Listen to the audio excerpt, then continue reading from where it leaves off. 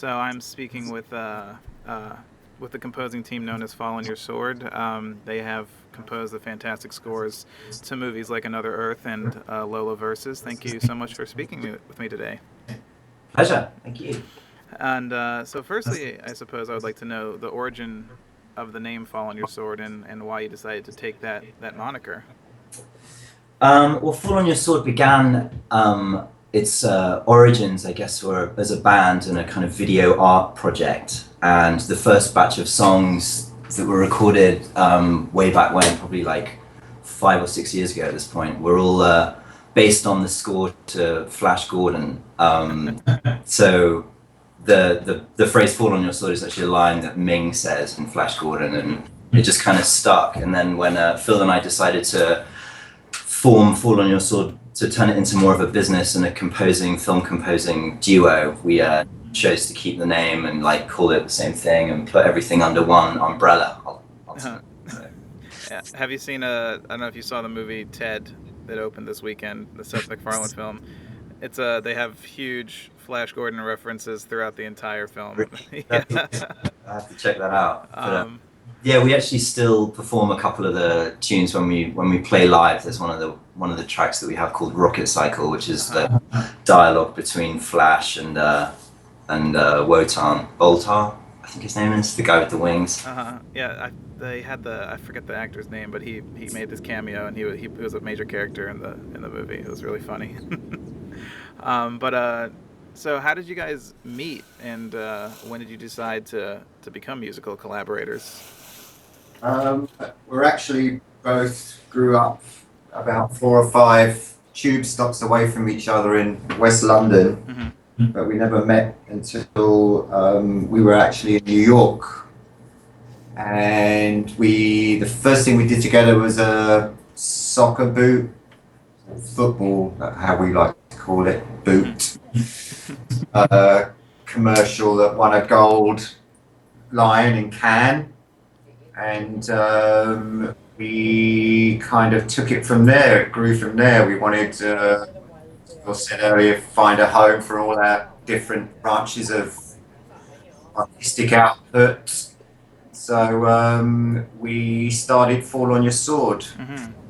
uh, find a home for our various outputs.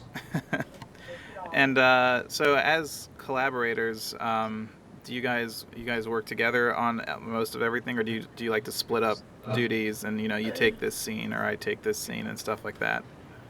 It really kind of depends. Like every project is different. Sometimes we complement each other pretty well in terms of our various skills. Hmm. Um, I mean, with Another Earth, it was like one process. With Lola, it was another. With Lola Versus, it was really like the two of us in the studio, kicking the ball around together and kind of coming up with themes and whatnot. Hmm.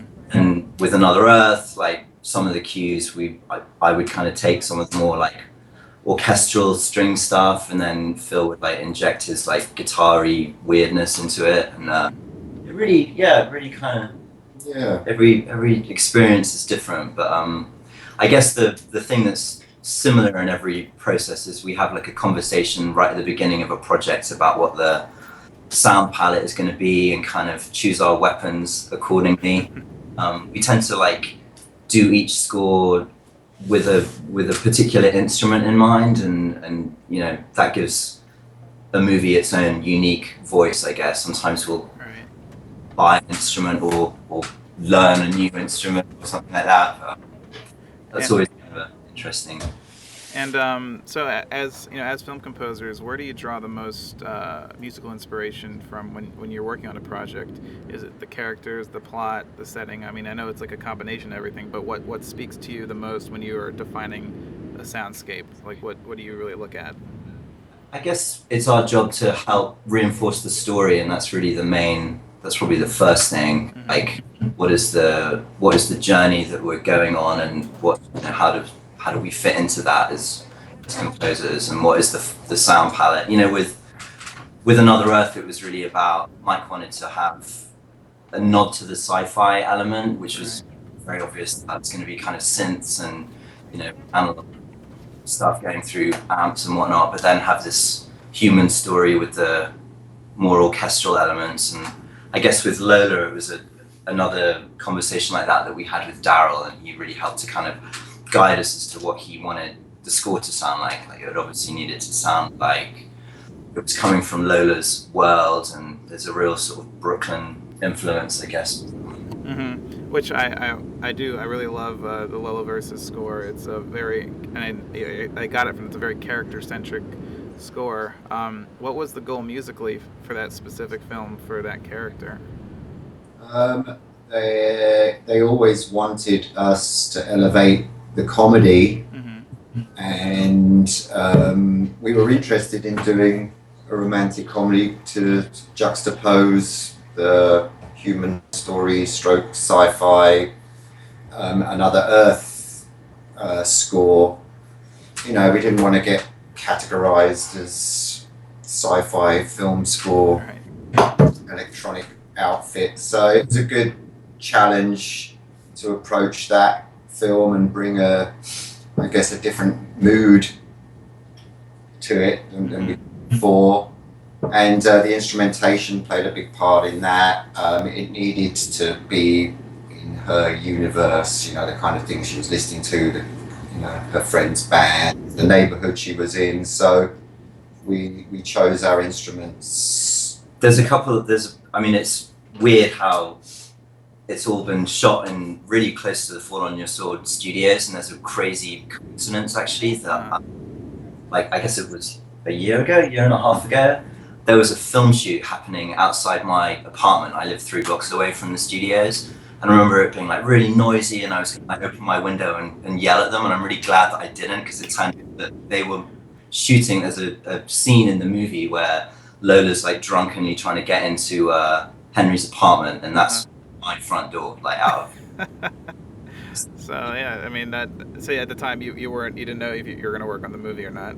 Yeah, exactly. We met Daryl like a few months later, and was like, hang on a minute, I think you were shooting outside my apartment the other day. I also love the female vocal motif that you used throughout the film. Was that something that you used specifically for her character, and what would have it been like if you omitted that completely? I guess at first Phil was doing those vocals, which was like we wanted right at the beginning. We talked with Daryl about how we had that idea, and he was really into it, and the producers were really into it.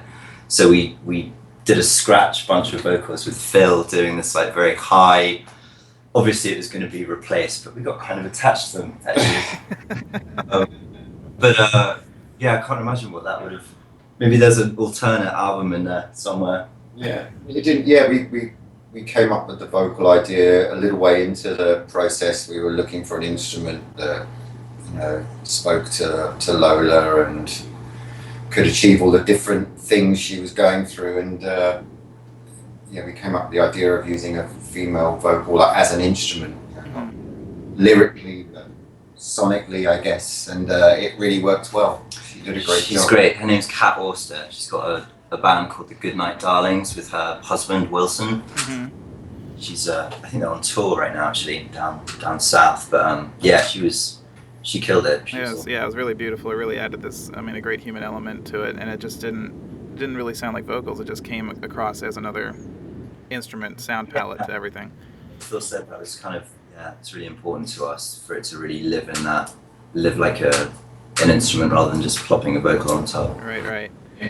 Now I've made films with very close friends, and you know, I guess people kind of laugh when you read in the trade magazines, you know, they've so and so departed because of creative differences, but it happens. And how do you guys deal with creative differences? You know, if one of you wants to go left, the other goes right. How do you come to a compromise? You know, you've got to.